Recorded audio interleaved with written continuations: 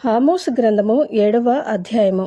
కడవరి గడ్డి మొలుచున్నప్పుడు ప్రభువైన యెహోవా మిడతలను పుట్టించి దర్శన రీతిగా దానిని నాకు కనపరిచెను. ఆ గడ్డి రాజునకు రావలసిన కోత అయిన తరువాత మొలిచినది.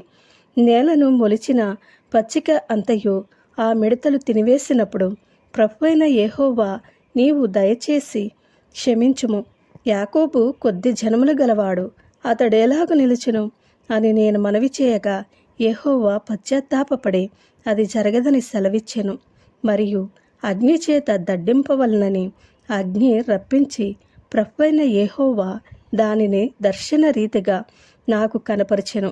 అది వచ్చి అగాధమైన మహాజలమును మృంగివేసి స్వాస్థ్యమును మృంగ మొదలుపెట్టినప్పుడు ప్రభువైన యెహోవా, యాకోబు కొద్ది జనము గలవాడు, అతడేలాగ నిలుచును మానివేయుమని నేను మనవి చేయగా, ప్రభువైన యెహోవా పశ్చాత్తాపపడి అదియు జరగదని సెలవిచ్చెను.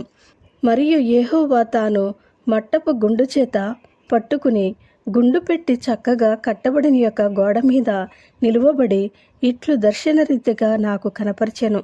యెహోవా, ఆమోసు, నీకు కనబడుచున్నదేమని నన్ను అడగగా, నాకు మట్టపు గుండు కనబడుచున్నదని నేనంటిని. అప్పుడు యెహోవా సెలవిచ్చినదేమనగా, నా జనులగు ఇశ్రాయేలీల మధ్యను మట్టపు గుండు వేయబోచున్నాను. నేనికను వారిని దాటిపోను. ఇస్సాకు సంతతి వారు ఏర్పరిచిన ఉన్నత స్థలములు పాడైపోవును. ఇశ్రాయేలీల ప్రతిష్ఠిత స్థలములు నాశనమగును. నేను ఖడ్గము చేత పట్టుకుని యరొబాము ఇంటివారి మీద పడుదును. అప్పుడు బేతేలులోని యాజకుడైన అమజ్యా ఇశ్రాయేలు రాజైన యరొబామునకు వర్తమానము పంపి, ఇశ్రాయేలీల మధ్య ఆమోసు నీ మీద కుట్ర చేయుచున్నాడు. యరొబాము ఖడ్గము చేత చచ్చుననియు ఇశ్రాయేలీలు తమ దేశమును విడిచి చెరలోనికి పోవుదరనియు ప్రకటించుచున్నాడు. అతని మాటలు దేశము సహింపజాలదు అని తెలియజేసెను. మరియు అమజ్యా ఆమోసుతో ఇట్లనెను, దీర్ఘదర్శి, తప్పించుకుని యూదా దేశమునకు పారిపోము. అచ్చటనే బత్తెము సంపాదించుకునుము. అచ్చటనే నీ వార్త ప్రకటించుము. బేతేలు రాజు యొక్క ప్రతిష్ఠిత స్థలము రాజధాని పట్టణమై ఉన్నందున నీవికను దానిలో నీ వార్త ప్రకటన చేయకూడదు.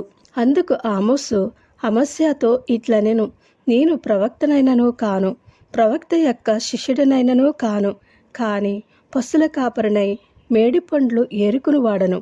నా మందలను నేను కాచుకొనుచుండగా యెహోవా నన్ను పిలిచి, నీవు పోయి నా జనులకు ఇశ్రాయేలు వారికి ప్రవచనము చెప్పుమని నాతో సెలవిచ్చెను. యెహోవా మాట ఆలకించుము. ఇశ్రాయేలీలను గూర్చి ప్రవచింపకూడదనియు ఇస్సాకు సంతతి వారిని గూర్చి మాట జార విడవకూడదనియు నీవు ఆజ్ఞ ఇచ్చుచున్నావే. యెహోవా సెలవిచ్చినదేమనగా, నీ భార్య పట్టణమందు వేశ్యయగును, నీ కుమారులను కుమార్తెలను ఖడ్గము చేత కోలుదురు, నీ భూమి నూలు చేత విభాగింపబడును, నీవు అపవిత్రమైన దేశమందు చత్తువు.